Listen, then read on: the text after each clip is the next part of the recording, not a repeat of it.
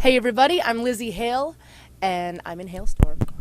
Yes, writing music. Yeah, we've begun writing for the next record, but we also have quite an arsenal of songs that either didn't make the last record or just bits and pieces. Writing is something that we do, and that as far as personally for myself, that I do, nearly every day. It's kind of therapy slash, helping me try to balance out, whatever I'm thinking about so daily. So it's just something that we do, and so we have quite the library to choose from. But I think it's just a matter of us actually getting off the road and getting some time off and giving us a deadline and saying, all right, we have 2 weeks. We need to get this record done. Go. and then I think we'll get it done. There was a lot being put into this record. There was something that was important for me to say in the songs that we had picked was just making sure that it was very empowering and that it was I don't know, it's just a time, a period of time in my life that that I wanted to make sure that that whoever was listening to it I don't know, was inspired to, if there was anything that they were hesitant to do before, that they could say, well, this girl's singing about it, why can't I do it? So the great thing is that I've actually seen a lot of that happen on the road, just from people coming up to us after the shows, and it's so incredibly humbling, because as much as you hope that people relate to the things that you say or identify with you as the person that you are, you never really know. So the fact that it is happening is amazing to me. And I think as far as for the next record, it's going to be kind of an evolution, still in that same vein, because obviously, you change as a person, but you don't change that much. It's just going to kind of be an evolution, just the next step in where I'm going in my life and the band is going. I do think that I have to step it up as a role model. It's something that, again, like I don't think that I was expecting, and nobody really sets out to be like, I'm going to be a role model for everybody, that is, looking up to me. I think that that's something that kind of took me by surprise. It's extremely flattering, and I don't know, I accept the challenge and the responsibility, because I really love people, and I love talking to people. Is something that we do and we've done for years, is making sure that we're very accessible, and that we stay after shows and to meet people, and to we're very active on Twitter, and like you said, MySpace, our website, Facebook, all of that. So so I think that, I don't know, it's something that I've kind of accepted into my life as something that now I have the chance to do, and so I try to represent these young people as best as I can. The most incredible experience ever. Growing up in touring life and band life, I've been in this band since I was 13 years old, so it actually was really amazing. I've never been one to care so much about doing all of the normal things growing up. I grew up in a very abnormal family, one that when my brother and I said, hey, we want to start this band, we want to name it Halestorm, they said, sure, instead of no, why don't you go and, be a doctor or a lawyer. I think that was my parents' biggest fear, actually, was that we were going to either get into sports or doctors and lawyers. That's something that they don't want to deal with. So the fact that we were in a band was something that they could relate to, and my parents are huge rock fans, so so they were very supportive in that. But I don't know, in a matter of a few years being in the band, I got to experience so much that people my age never get to, and I always thought that was extremely, it made me special, and it made me, it gave me a lot of confidence to be an individual and not worry about like, oh, well, what about, prom, and what about all of this stuff. And, like there were a lot of things that, I think I missed not doing the whole traditional high school / college thing, but made up for it in so many other ways.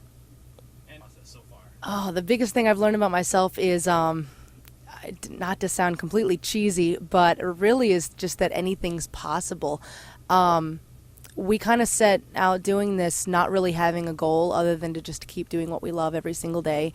And something that I learned was that for some reason I could do this, and that when, then of course, this then becoming my career, then you have to learn how to be politician, and you have to learn how to be leader, and I never would have thought that I would have been the type of person to take on those types of challenges, and so far so good, and we're still alive, and we're still keeping our heads above water as far as just making sure that we're still doing this every single day, and so definitely, I mean, I'm glad that for whatever reason, these challenges are put in front of me, so I'm able to become a better person. I think it was more kind of being thrown into it. I had great role models. My parents, when we were first starting out,